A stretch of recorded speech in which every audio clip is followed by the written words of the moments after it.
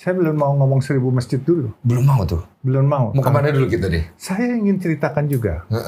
Kesuksesan hari ini itu jalannya panjang. Kalau 1000 masjid itu adalah dikala kita sukses. Nggak sukses, omong kosong kita bisa bikin masjid. Betul. Ya, jadi saya dulu tahun 70 sampai 74, 75, saya masih di Kalimantan, saya tidur di atas jamban. Tahu nggak jamban? Iya, tahu. Jamban itu adalah WC di situ. WC umum? Nggak WC umum lagi, ada WC jamban umum, ada jamban kita bikin sendiri. Iya. Saya bikin dari kayu, dirakit, berapa misalnya 3-4 batang, gitu, panjang-panjang, 10 meter. Di situ ada jamban buat buang air, terus di situ ada rumah. Rumah buat kita tinggal. Jadi, kalau kita mau makan, mau beli beras, itu pasarnya ada 1 pekan sekali. Namanya Pasar Pekan, namanya. Itu di daerah Longiram, di Kalimantan Timur Hulu. Pasar Tering, Pasar Longiram. Nah, saya kalau mau makan yang agak mendingan, misalnya telur, kornet, itu nggak ada daging segar, nggak ada, itu Pasar Pekan baru ada.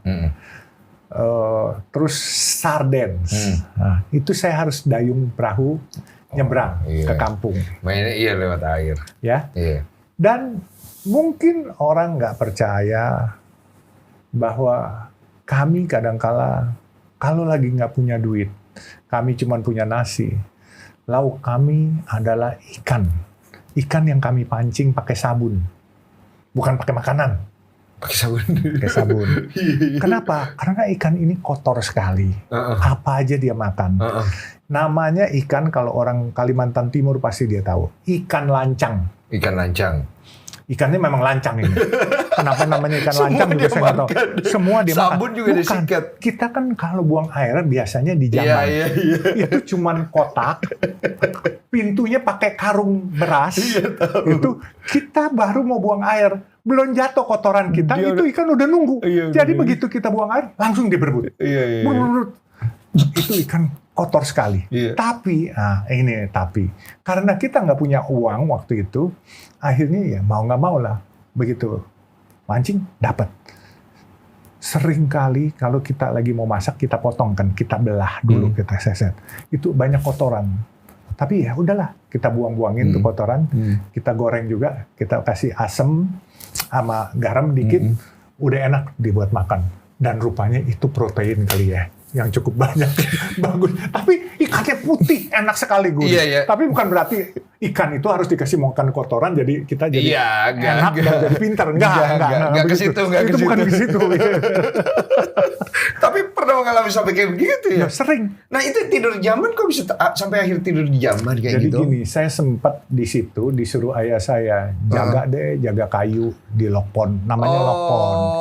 Jadi kayu-kayu orang turun, semua saya jagain, taruh di tempat saya jaga. Jadi kalau malam saya patroli pakai strongkeng namanya, patromak. Pakai patromak. Yang pakai minyak. Yang pakai minyak. Saya keliling, saya itu. Terus saya juga merakit kayu, membuka rakit. Nah ini dulu badan saya seterak gede. Ini masih kelihatan kok sisa-sisanya masih ada. Jadi itu buka kayu bukan pakai martil, pakai kampak yang panjangnya 2 meter, 1,5 meter lah kampak itu. Itu saya pegang kampaknya, pakunya segede jempol kaki, segede jempol kaki. Itu pakunya modelnya begini, gitu. Jadi kita pukul pakai kampak baja aja di sini, tas, biar keangkat. Dan paku ini kami suka kumpulin lagi, bisa dipakai lagi, nggak usah beli baru, kumpulin lagi jadi duit. Terus itu kan kenapa dia modelnya begini? Ini dia di sininya masuk tali seleng, tali seling yang kawat baja itu, masuk situ jadi kayu bisa diikat. Segini tuh kalau saya nggak salah. Lebih gede, gitu. Ada yang berapa inch katanya. Jadi kita pasang pakunya aja susah, bukanya tambah susah. Nah, jadi makanya saya bilang dulu itu kita berenang mandi di situ Udang banyak di bawah kita, udang-udang sungai kecil-kecil. Hidup dari alam, apa yang disediakan oleh alam. Yes. Dengan seadanya. Semuanya, gitu. Dulu bahkan itu monyet bekantan dibuat makanan oleh teman-teman di sana. Iya. Mereka pada berburu begituan monyet bekantan. Sekarang nggak boleh. Sekarang nggak boleh. Jadi makanan mereka, terenggiling segala Semua beruang. dimakan. Iya, semua makan buaya diiniin semuanya. Iya. Nah, jadi itulah kira-kira untuk mencapai sukses nggak mudah. Perlu pertarungan. Bukan pertarungan berantem sama orang. Bukan. Pertarungan dengan hidup yang cukup keras. Iya. Kami siap makan ikan yang makan kotoran. Kotoran bukan dari saya aja, tapi dari hulu. Itu kan kotoran pada ini semua. Tapi air ngalir waktu itu. Tapi ikannya manis sekali, enak. Nah, tapi saya nggak suruh coba. Tapi manis sekali. Dan buat kami nggak ada ini. Saya juga pernah makan yang paling parah juga. Iya. Karena sebenarnya kalau kita tidak terlalu banyak memilih apa yang kehidupan berikan kepada kita, mungkin kita akan menjalaninya akan lebih santai, banyak bersyukur, lebih senang hati. Tapi kalau kita banyak milih, banyak mau, ini kan sebenarnya yang membebani diri kita sendiri juga gitu kan. Kalau dari belajar dari pengalaman saya bisa melihat itu. Menjalaninya, apa yang ada, saya jalanin. Saya jangan lupa nikmatin. Sebelum saya kemari, tadi saya diajak buka puasa. Iya. Saya lihat di teman-teman artis itu semua banyak. Artis-artis jadul lah. Gitu. Iya. Mbak Yani Rahman yang bikin acara di Kuningan di lantai 35. Makanan mewah sekali, bagus. Tapi menurut saya mau kemari. Saya kalau nunggu buka puasa di sana, makan di situ, saya nanti telat kemari. Saya kan janji. Janji sama Bung Denny maksimum jam 8 gitu. Saya telat sedikit, maaf, saya kalau janji itu saya nggak suka telat-telat. Nah, jadi saya akhirnya bilang, saya telepon nyonya saya, tolong gorengin saya telur dadar. Saya nggak mau makan yang enak padahal disiapkan. Saya mau pulang, saya makan telur dadar. Terus ada abon nggak? Ada abon. Ya, saya makan, nanti setelah itu saya jalan. Bisa dicek langsung nyonya. Telur dadar sama abon. Saya makan dengan nasi, udah cukup, saya jalan. Saya kemarin, buat saya makanan nggak usah harus mewah-mewah. Saya penting puasa, saya udah batalin pakai air, saya isi sedikit. Nyaman, telur dadar, 1 biji digoreng-goreng udah oke. Pakai abon. Saya mau nanya, semua yang terjadi itu kan bagus buat Om. Kenapa harus dijalanin yang lainnya sih? Kan bisa aja pura-pura lupa atau terlalu sibuk dengan semua hal yang baik yang Om dapat. Kita boleh lupa, kita boleh mengingkari, tapi Tuhan kan ada mata. Betul. Dia bisa tahu. Betul. Nggak usah Tuhan, malaikat-malaikat yang dikirim, itu dia kayak kepala sekolah, Tuhannya, terus ada wali kelas. Itu adalah malaikat-malaikatnya. Dia melihat murid-muridnya. Bener gak nih? Kasih angka berapa, lapor kepada kepala sekolahnya sebagai Tuhan kan. Oh, ini ternyata, oke nih, orang dikasih amanah, bisa dipercaya, tambahin. Ya kan? Tapi, ini orang mengingkari nih, dia pura-pura doang nih. Walaupun dia mungkin panggil teman-teman jurnalis supaya di blow up beritanya atau apa. Ini mah cuman kosmetik doang. Itu kan ada, bos.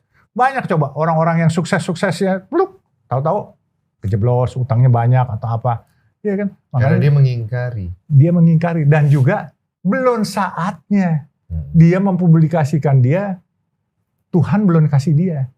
Saya tidak mempublikasikan diri saya, Pak. Saya nggak kepengen juga untuk publikasi. Saya bikin masjid dagang nasi kuning itu proyek kecil menurut saya. Iya. Yang tapi kerja orang lain itu proyek besar loh. Iya. Tapi yang saya dulu pernah kerja kayu, kerja apa, proyek-proyek yang ratusan miliar, triliunan, tidak membuat saya populer. Saya yakin ini populernya bukan populer kemauan saya. Saya juga nggak ngerti. Saya nggak kepengen populer. Saya pedagang nasi kuning, apa sih bangganya? Iya kan? Bikin masjid, apa sih bangganya? Iya kan? Baru bilang mau 1000, tapi baru bikin 4. Insya Allah tahun ini 10 kita garap semuanya. Kalau nggak selesai saya lanjutin. Nah, oke. Terima kasih. Terima kasih. Kita serah terima dulu kalau gitu ya. Kalau gitu. Baik, lagi. Hari ini saya serah terima. Satu lagi saya boleh tanya Faisal. Iya. Saya suruh dia berangkat sekolah ke Amerika. Iya. Dia selesai sekolah di Amerika. Waktu di Amerika dia beli sendal Louis Vuitton. Dia pulang, rupanya sendal itu pecah. Dia buang. Saya lihat, saya ambil. Kenapa nih mau dibuang? Saya bawa ke tukang sepatu di stasiun Gondang Dia. Saya bilang bawahnya nih pecah nih, ini kulitnya doang, bagian ganti. Berapa duit? 20.000. Saya bayar. Saya pakai sampai sekarang. Ada 15 tahun. Nggak apa-apa sih. Orang mau bilang, saya bilang kok, ini bekas anak saya sudah dibuang, ini sampah, rongsokan. Saya perbaiki 20.000. Buat saya, yang penting nyamannya. Bukan mereknya, bukan harganya. Nggak apa-apa. Boleh tanya? Dia langsung. Jadi sampai sekarang itu barang masih ada. Saya bawa-bawa ke masjid, kagak hilang-hilang. jadi saya juga nggak beli baru.